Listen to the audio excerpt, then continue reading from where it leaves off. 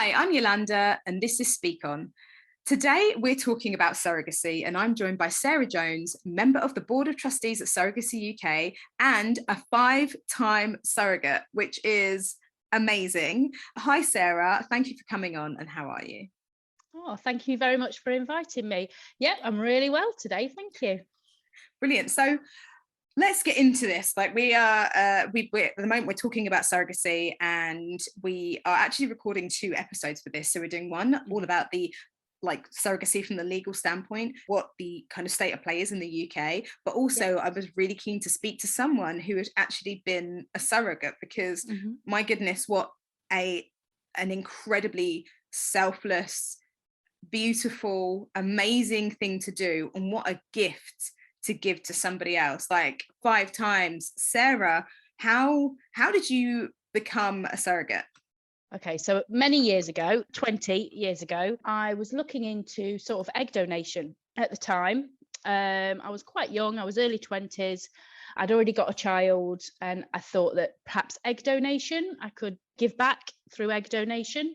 And I'd seen one of the little ads in, the back of the newspaper and things. So I toddled off to the clinic, went and had counselling and all that. And actually, the anonymous side of it didn't really sit very comfortably with me. I was like, well, it'd be really nice to do, but I would really like to know sort of the results and what happened, and maybe meet the people. So I put egg donation on the back burner for a couple of years, and then sort of revisited it. And while I was Googling egg donation again, surrogacy popped up. And a new organisation had just started, literally like 2 months before, called Surrogacy UK, and they promoted a friendship first model. So it meant that if you acted as a surrogate for somebody, then the expectation is that there would be this openness and transparency, and you would be friends, and that friendship would continue. And that really spoke to me. And at the time, I didn't really see that much difference between egg donation and surrogacy. You're still sort of sharing the fertility that you have with somebody who can't have children. So for me, it wasn't a great big leap from egg donation to surrogacy. And I sort of went along to some social events that they were running in like pubs across the country, and just really got on board with the whole ethos, with the whole community. And then I met my first intended parents at a pub, at a pub lunch, and knew that I definitely wanted to carry a baby for them. And that sort of happened. Well, she'll be 19 this year. So so it all went really well. And yeah, that's how it started, I suppose. That's so lovely. So what does being a surrogate mean to you? To me, it's just something that I can do. I will say it doesn't interfere too much with my life. As I've got older, it's interfered a little bit more with my life. But it hasn't interfered with my life too much. I can get on with work and looking after my own family, etc., while being pregnant. So for me, it's not too intrusive, I suppose. And it's something that I can do that makes a massive difference to somebody else. And there's a lot of sort of pride in being able to do that. And it's the same, I think, for anybody that volunteers to do anything, that's a little bit inconvenient. The benefits are so worth, labour and going through birth and things like that. And those benefits sort of don't stop, because you have a relationship with that family going on. So it never sort of goes away. So for me, it's that sort of pride in helping somebody out and really changing somebody's life, because you don't very often get to say that you've changed somebody's life. And then when you do surrogacy, you're sort of changing lives for generations. So it's hard not to it's hard not to think of the enormity of what you're doing when you think about it in terms of sort of generations, I suppose. But yeah, it's really, there's a lot of pride in being a surrogate. So lovely. What was your partner's reaction and your family and friends' reaction when you decided to, when you said, okay, I'm going to be a surrogate, this is what I'm going to do? Yeah, so my family were very cautious. They had this preconceived idea that all intended parents were rich and, just wanted to use me and discard me at the end, and they just wanted a baby out of it. And actually, they only really came around when they met my intended parents. When they met my first intended parents and they realized they were normal, they did normal jobs, they live in a normal house, and they obviously had a lot of care and love for me and my family. I think that's when they changed their minds, that actually intended parents aren't anything scary. They're just normal people like you and me that are just having to go through a different method to have children. So that's how my family took it. My partner was on board the whole time. He sort of knows better than to sort of question the things that I do. He knows that I'm quite strong and quite, single-minded about things. So, he kind of trusted that I was making the right decision for me and our family. Oh, lovely. And how did you emotionally prepare for that then? Because like you said, you see it as one step on from egg donation, or kind of in that same vein, but I suppose you are having to put your body through something really specific as well, and experience something incredibly specific. So how do you do that? You don't sort of prepare for it in some ways. You kind of either know you can do it or you don't, which is a really difficult thing. And all the surrogates that I've ever met have all been exactly the same. They just know that they can do it. That's it.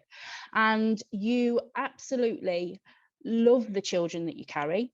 You would do anything while you were pregnant to keep yourself safe and keep yourself well, exactly the same as you would do with your own pregnancy. And in fact, probably more so when you're carrying somebody else's child.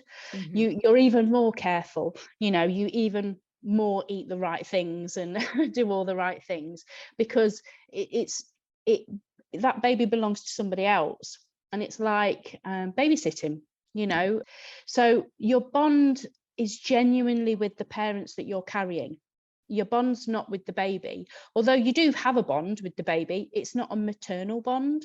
You genuinely see that baby as a niece or a nephew, that sort of relationship. It's close and you love them and you would do anything for them, but they don't belong to you. And I think going into surrogacy, knowing that that's how you will feel at the end, is the only way you can sort of be a surrogate. I think if you are having questions about, can I detach emotionally from this baby, then surrogacy is probably not a right decision for you, because you do have to have a strength to be a surrogate, not because of giving the baby back to the parents at the end, but because it's an absolute roller coaster of a journey. Going through IVF for somebody else and having somebody else's hopes and dreams pinned on you is an awful lot to sort of take on your shoulders. So you do have to be quite strong to be a surrogate. Yeah, my goodness. What emotions did you have after giving birth to your first surrogate baby, and how did that actual process go from the moment of going into labour and to, I suppose, the baby getting to its intended parents? Okay, so I knew I was in labour, so I phoned my intended parents to come straight away. They got there and they were all in a tiz, and my intended father, he said, just give me a job to do because I'm going to go crazy. So he actually went out and mowed my lawn while I was labouring for a little while, just to keep him busy, because he was driving us nuts.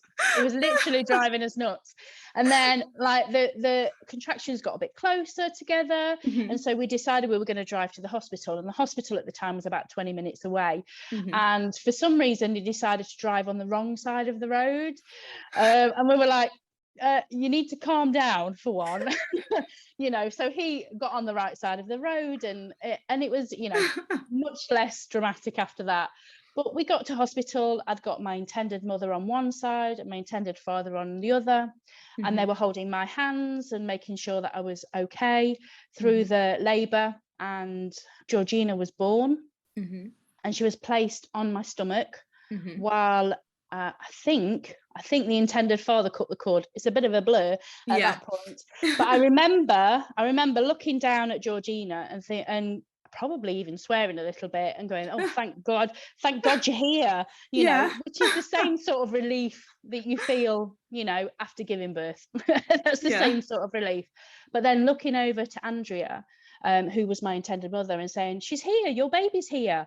And feeling like I was watching, you know, I was watching my friend have a baby, I suppose. And then the cord was cut, and then George was put on my intended mother's chest, and they had skin to skin contact. And my intended mother was amazing. She induced lactation while I was pregnant. So it meant that she was able to breastfeed. So she'd sort of stimulated her hormones, and she was pumping like every 2 hours through the pregnancy. I didn't know that was a thing you could do.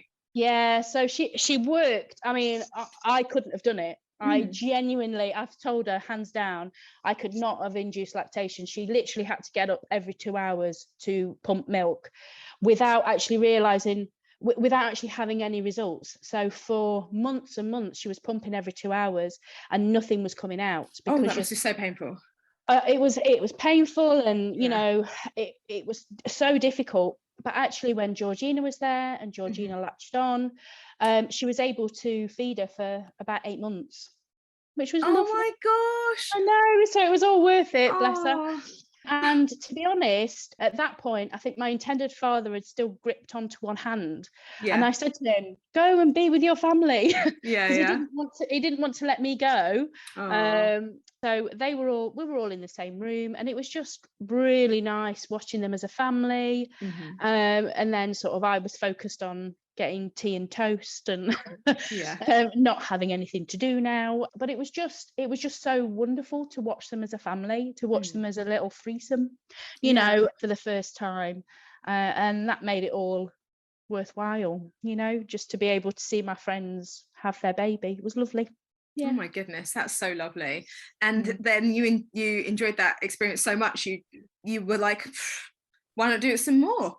Yes, I had already met my second intended parents through my first pregnancy. They were members of Surrogacy UK, and they were very shy when I was an available surrogate, so I didn't really get to know them very well. And when I became pregnant, I think the pressure was off because I wasn't an available surrogate anymore, and I really got to know them so well because, you know, I think that, to be honest, they were terrified of surrogates. I really got to know them through my pregnancy, and when I was able to make them an offer to sort of be their surrogate. And and Miranda was born not long after. To be honest, they were too quick together, those two, so it was lovely. Oh my goodness. And then what were the what's the time frame between those first two and then the subsequent three? So the first two are now nearly 19 and nearly 18. And then the next two are 8 and 5. Oh wow, okay. So and then well, I had 2 more of my own. That time I had my teenagers in that time. And then Arthur was born 16 months ago. Oh wow. That's lovely. I've got a full range. My goodness, you really have. Wow. And how much involvement do you have with the children after birth and going forward? I am a very bad auntie, so I'm the one that brings chocolate when they're not allowed it. And that's the kind of role that I have. I'm just, you know, to be honest, I sort of bring chocolate and stuff because I'm just, you know, Sarah, who happened to give birth to them, who is a friend of my parents. I mean, that's I don't really get any much more special status than that, really. Just Sarah, who happened to give birth to me. So I see them all still. I still have a relationship with them all. The middle two now live in Barcelona with their dads, so it means I have some really nice holidays and go and spend the week with them. Oh, lovely. Which is lovely. So I still see them. I'm just their parents' friend, I suppose. Oh, that's lovely. So have you got like a plan in place I suppose actually there was a question I was going to ask about, because I understand the legalities of it. So for some people, if they are a surrogate and then maybe they don't have a relationship with the parents, and then the child might turn up at some point and say, hey, so how aware Is every child aware that you are the person that gave birth to them, every single one? Yes. Yeah. How was that explained to them, etc.? It was never explained to them. It was just always known. So it became like it was just part of their birth story.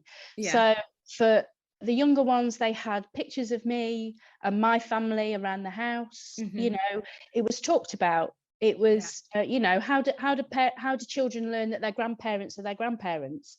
You know, it doesn't need a conversation. And it was similar for the surrogate babies that I had. It was always just known because their parents were very, very aware that the child's information belonged to them.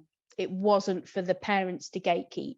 Yes. So that child's information about their birth, about their genetics belongs to that child. It doesn't belong to any adults, you know, none of us. We're all adults. We've gone into this with our eyes wide open.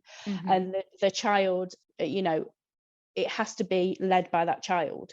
And it's always in the best interest for the child to be fully aware of where they've come from. So it was never really a story that was told. It was just always part of their birth story.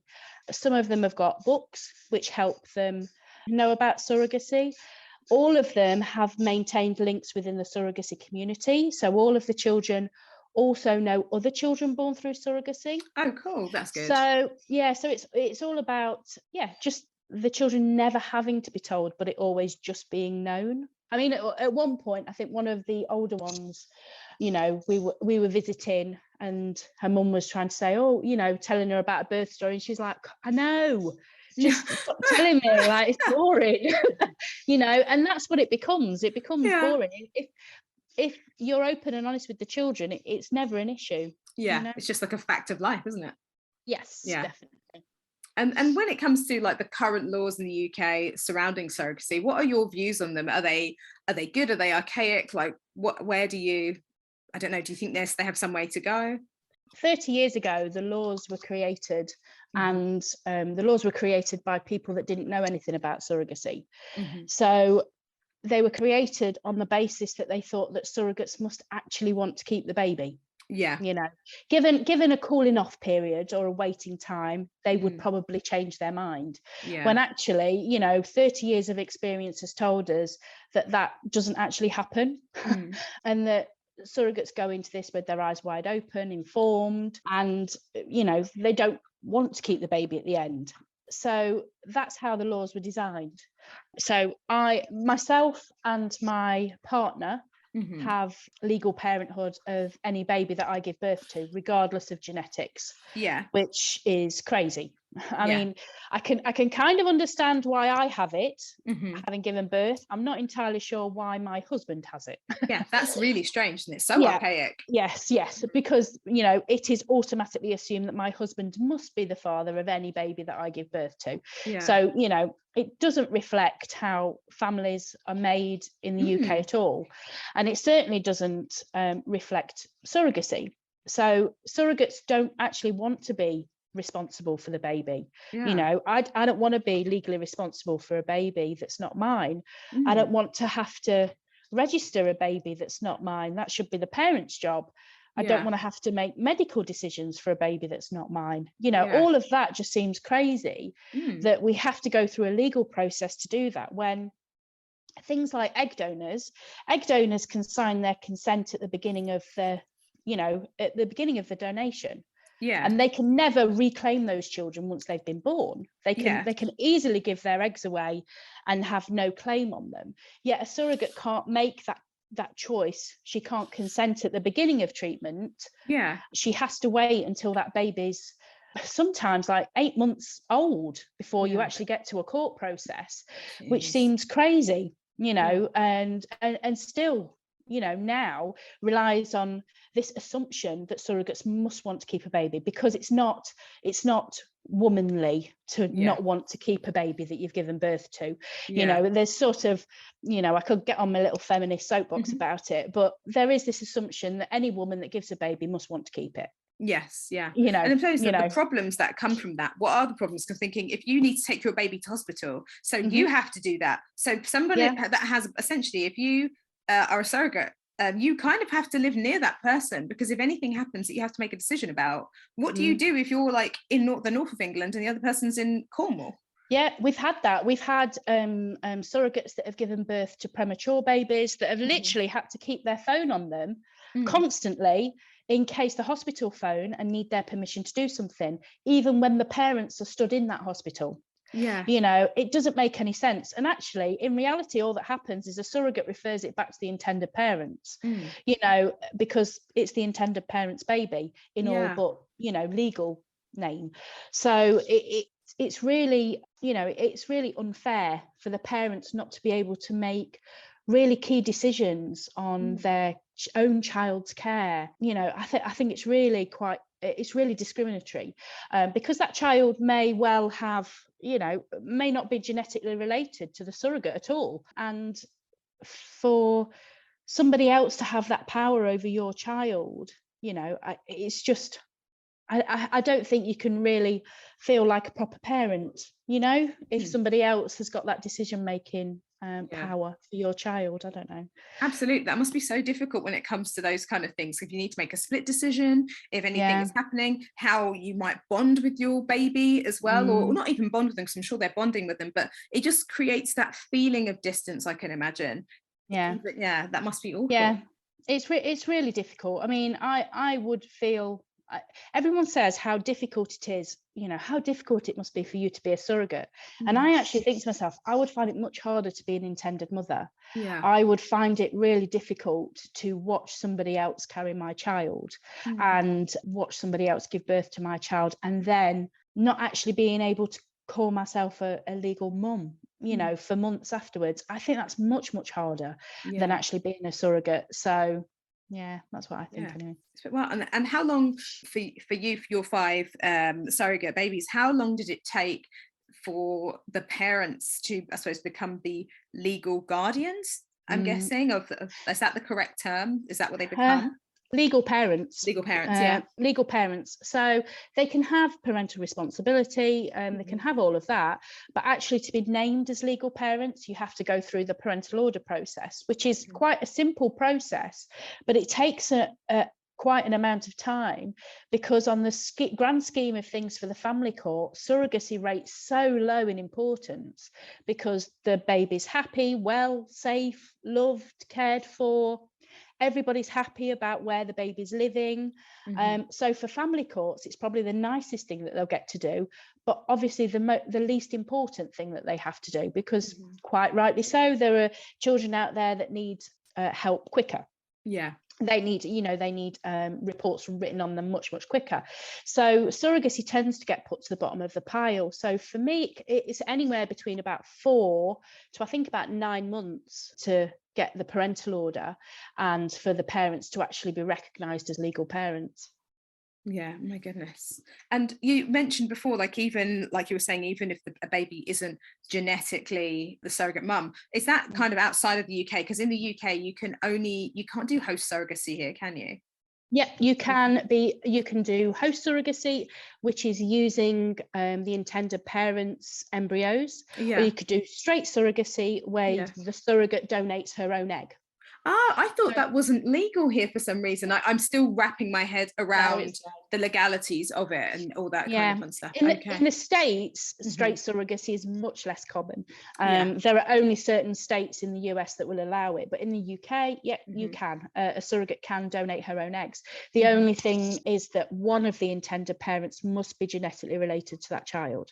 So if a surrogate uses her own eggs, they must use the intended father's sperm to create that baby. So that's how sort of straight surrogacy works. But legally, it doesn't matter who the genetics belong to. The surrogate and her husband are still the legal parents of that baby. Okay, so even if the intended parents are genuinely the genetic parents of the baby.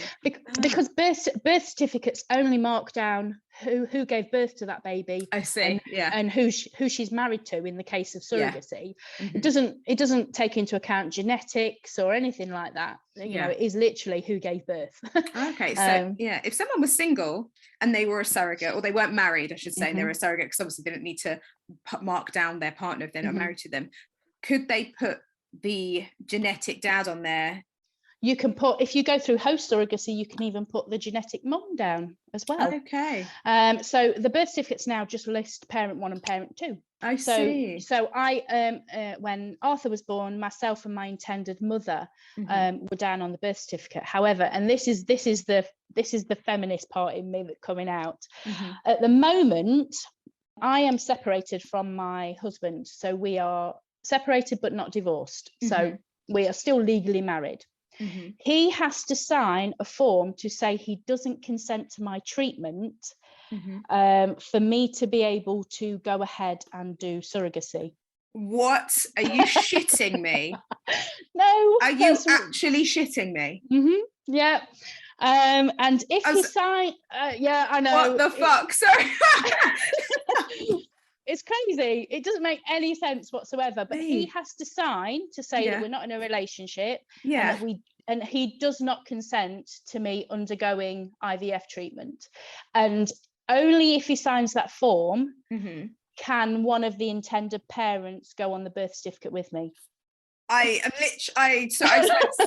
sounds like a law that Jacob Rees-Mogg would make up. Yes, I'm sure he may well have done. To be fair, he is basically a Victorian man, isn't he? So he should totally make up that law. But yeah, oh my goodness, that is wild. Honestly, we are in 2022, and my husband has to consent to what I do with my body. And people really think that the patriarchy doesn't exist. Wow. The chokehold the patriarchy has us in, guys. Yeah, it's crazy. It's absolutely crazy. But again, it was made because IVF laws didn't have the foresight to think, actually, somebody might want to have IVF with somebody that's not her husband. Yes, they didn't have that forethought. So the laws were created in a time where if you were going through IVF, you were definitely going through them with your husband. So it just doesn't suit for surrogacy, and is quite totally wrong. Oh my goodness. So when you're going through that process, obviously there's, like you said, you can work and there's lots of things you can do, but what about, I mean, we're not in America where to get a surrogate in America is going to cost anywhere between 50 to 100 grand or whatever, because truly getting a Tylenol costs a huge amount. Getting in an ambulance, you might as well get in a taxi because it's going to cost you like $1,000. But because we don't have like the medical costs and stuff here, how do people compensate surrogates, and what kind of things are they paying for essentially, or kind of covering? So surrogates aren't compensated for surrogacy, so they cannot take is wild, but carry on. Well, they cannot take anything other than reasonable expenses. And actually, when we asked our surrogates, they were really happy with that model, because if you are paid to be a surrogate, then that changes the relationship between yourself and your intended parents. You know, are you now a service provider? You know, are you, do you have to provide a perfect product? You know, it's all those sort of, and the things that we've learned from the US is that surrogates don't really have body autonomy over there. You know, their contracts say when they can have sex with their husband, how far away from their house they can travel, whether they take cough medicine, whether they drink coffee, you know, and that sort of lack of body autonomy was not something that surrogates in this country wanted. It has to be a collaboration, because it's my body, but it's my intended parent's baby, and that has to work in collaboration. There has to be give and take there. It can't be prescribed in a legal agreement that you can't do this, that, and the other, because you know, you change your mind. You know, I might well be able to say I will give up coffee while I'm pregnant and have the most horrendous craving for Starbucks. You know, you never know. And to me, it just seems crazy that if the doctors say it's okay, then there shouldn't be anybody else telling me what to do with my body. Fair enough. So I think for the surrogates in the UK, I think we realised that we've got a really good thing going with this sort of altruistic model, and surrogates can claim for lots of different things as reasonable expenses. So it isn't just practical things that you can hold. So it isn't just things like maternity clothes and maternity bras and things like that. It's things that are reasonable from an emotional standpoint as well. So things like counselling could be a reasonable expense. Yeah. Things like being able to pay a childminder to look after your children for the afternoon because you just need a break, so things like that can be classed as reasonable expenses. And those reasonable expenses will differ depending on the surrogate, her own needs, her own family setup, whether she's got support at home, whether she's got any medical conditions. So the reasonable expenses can vary quite greatly. The biggest one that we found is self-employed surrogates tend to have higher expenses because of what they can and can't claim for loss of earnings, I suppose. Yes, of course. So a surrogate can claim, okay, this is another weird one as well. So a surrogate can claim maternity leave and maternity pay, which is lovely. Yeah. The surrogate's partner cannot claim paternity pay because paternity pay is based on the father looking after the baby. I see. So a surrogate's partner cannot claim loss of earnings. So if that surrogate's had a C-section, she needs help with the children. Oh no. So the partner will have to take unpaid leave, and of course that will have to be reimbursed. Yes. So it's things like that that build up the surrogate's expenses. And completely differs from person to person. Oh my goodness. Yes, a few things to think about there. What do you think about, because anything that I know about surrogacy is purely from what I know from TV. I watch a lot of American TV, and obviously surrogacy is like kind of, it's got a different business model. And I know it because celebrities have had surrogates for various reasons. What do you think about the portrayal of surrogacy in the media? I think the dramatization of surrogacy, it makes it out to be something really exciting when actually it's quite mundane, quite straightforward and fairly boring the majority of the time. I mean, it's exciting for those people in it, but there's no sort of massive, huge storylines and story hierarchies and stuff, because you aren't going to fall in love with the father. You aren't going to want to keep the baby. We affectionately call surrogacy bingo when we see that a TV show is going to do a surrogacy storyline, because she's always going to turn into a psycho at one point, and we just check them off because it's so obvious that that's sort of the route they're going to go down, which is fine because it's a drama. It's not real life. The media is great. The media is really good at telling really good stories of surrogacy, and actually in the UK it's illegal to advertise that you need a surrogate. Oh wow. Okay. So to get that message out that actually surrogacy is a viable option for people, those good news stories that the media put on are really helpful in bringing surrogates to the organisation, because surrogates have to volunteer. You can't go out and advertise for surrogates. So surrogates have to volunteer. They have to do their own research. They have to come to you to be able to be a surrogate. So those media stories are really helpful for the surrogacy community.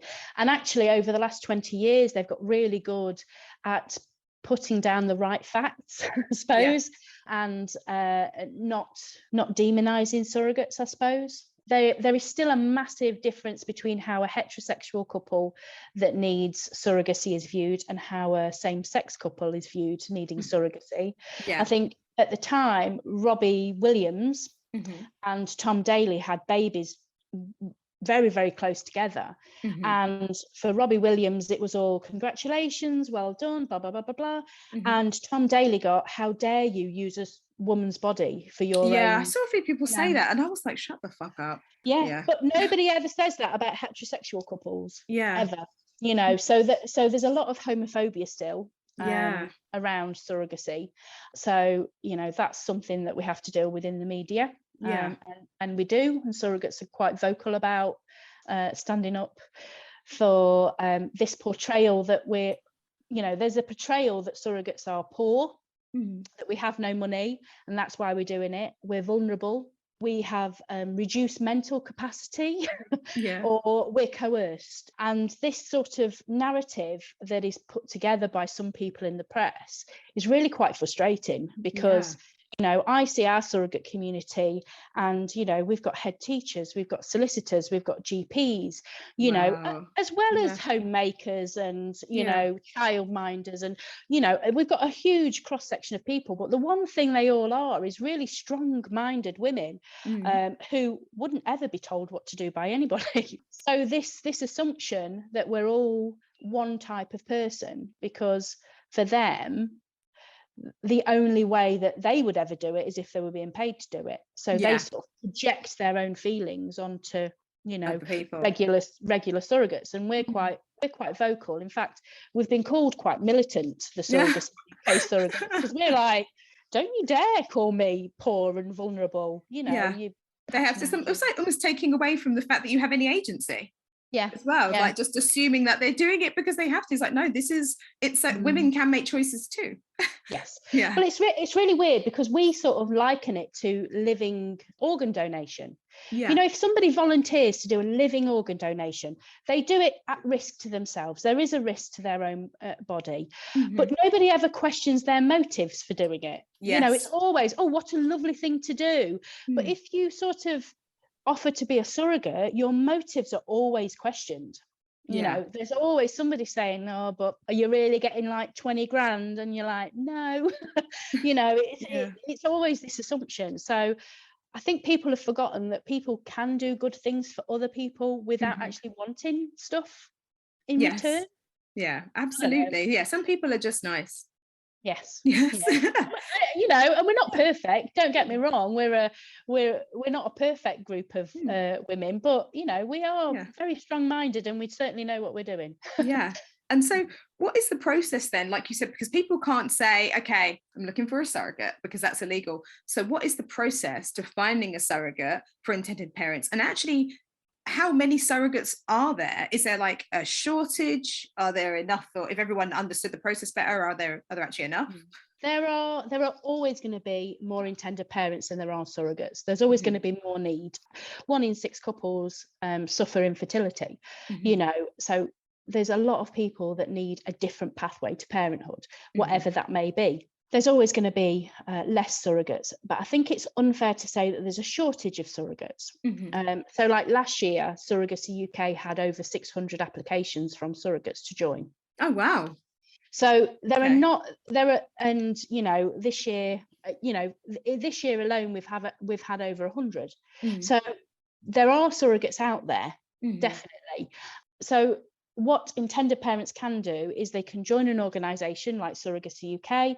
There's Brilliant Beginnings, there's My Surrogacy Journey, who are all really good organisations, or they can look for a surrogate sort of independently on Facebook groups. That's obviously not my preference. I don't particularly think it's safe. However, there are some really good Facebook groups on there with really good admins who keep things very safe for the people in their group. So if you do want to look independently for your surrogate, go to a recommended surrogacy group where the admins are knowledgeable. Definitely, because obviously anybody can set up a Facebook group. You don't even have to have experience. And the Surrogacy UK open Facebook group has about 6,500 people in it. Oh, wow. And that group is not a matching group. We don't allow any matching. We don't allow any private messaging or anything like that. It's purely to give out information to people, to sort of signpost them where to go. And all of the main organisations are on that group. All of the admins from the Facebook group are on there as well. So it's quite a nice community sort of page where people can come and share recommendations and their stories and things like that. But that's genuinely how you would sort of meet a surrogate. It's not good etiquette to ask somebody to be your surrogate. Feels like a weird question to ask. It's really weird. And people are sort of like, well, why can't I just ask someone to be my surrogate? And it's like, because would you just ask a random somebody to marry you? You're asking somebody to have your baby. You at least want to know them a little bit. Absolutely. So personally for me, doing surrogacy through an organisation always felt very safe to me. I always felt very protected, and having that sort of community of hundreds of other surrogates was certainly a really nice place for me to be. And in like when people are for example doing host donation, or actually to be honest, actually how any of it works, to be fair. So if a mum is or the surrogate mum, sorry, is doing surrogacy with egg donation, is the process still an IVF process then, or is it like IUI or something like that? If you're going through host surrogacy, which is using the intended parents' embryos, whether it's whether it's there genetically or whether they've had donor eggs, donor sperm, etc., then yes, you would go through IVF.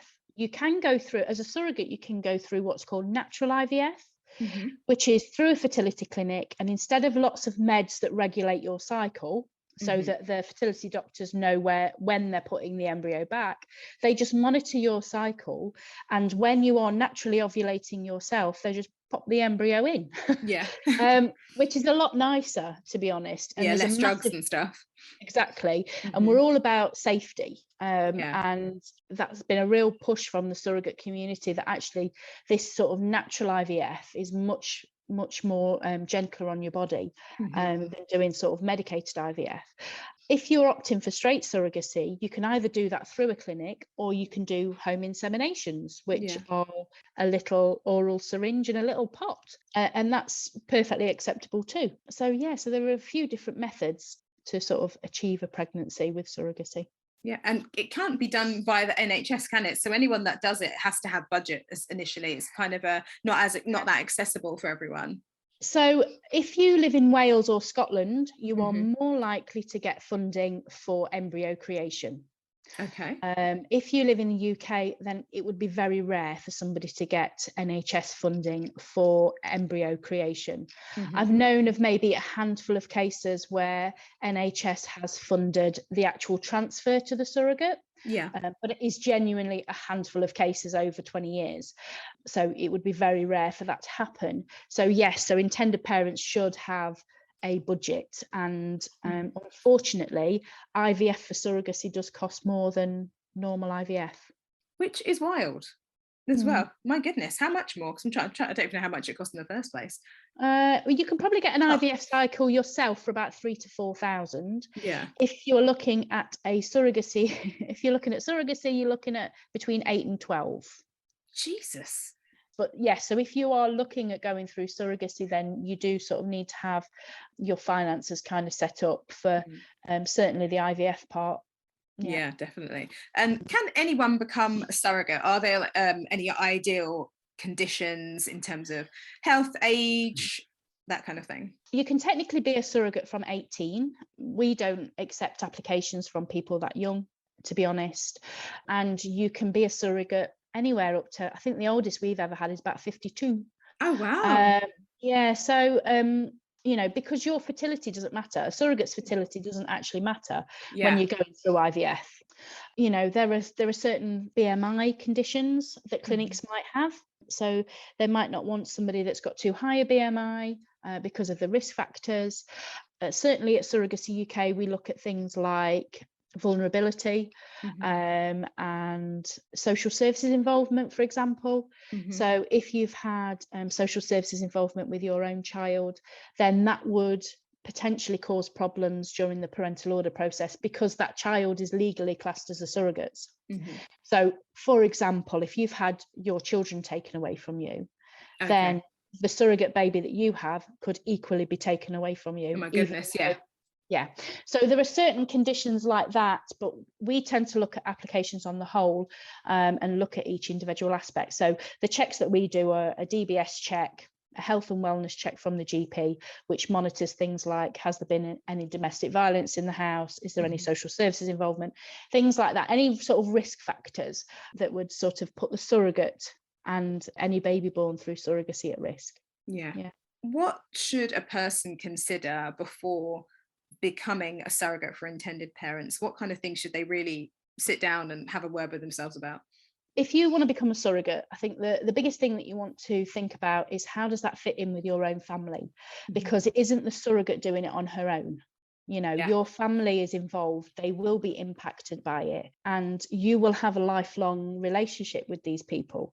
So your families will be linked. Like my eldest child is 26 and she will sort of pop over to see my intended parents and the babies that are born independent of me, you know. So it's about thinking about the implications for your whole family. Yeah. I think you sort of don't do it in isolation, and those implications are lifelong.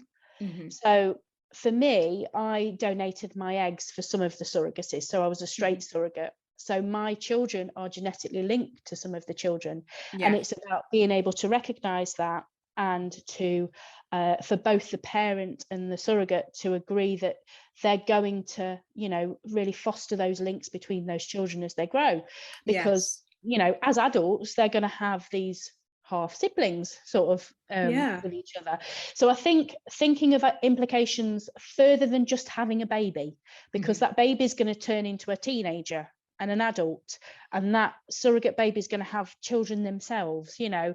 So really think about the long-term implications of actually being a surrogate and how that's going to impact your family, both in the positive and in the negative ways. So for my family, it's had positive implications because we've got all this extra family, you know. If my children actually sat down to do their family tree, it's completely wild and wonderful and got lots of sort of branches off it, but that's wonderful for us, you know, we love that. But yeah, so I think just thinking about the implications, talking to surrogates as well, I think that's the thing. Don't ever make that decision on your own. There are surrogates that you can talk to who won't pressure you into it, you know. And you can really get the good, the bad and the ugly, I suppose, from surrogates that have already been through it.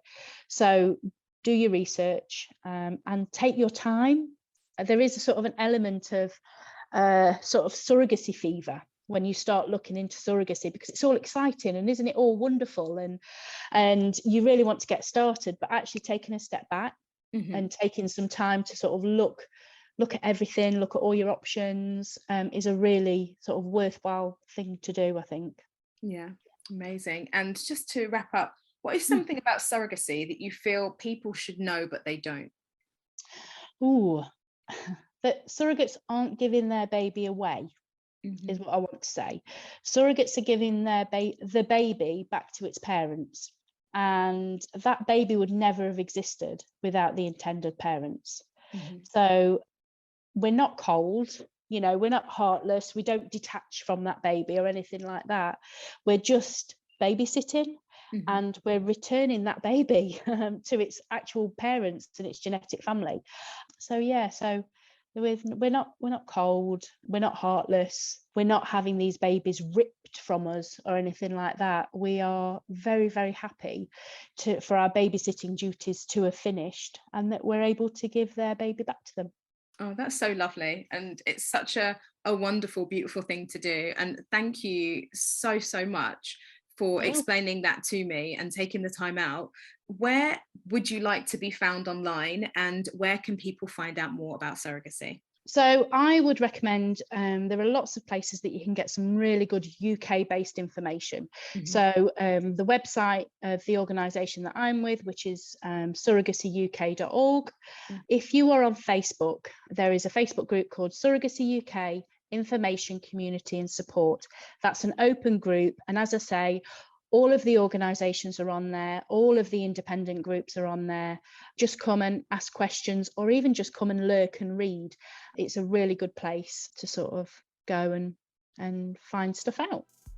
Brilliant. Thank you so much, Sarah. You're welcome.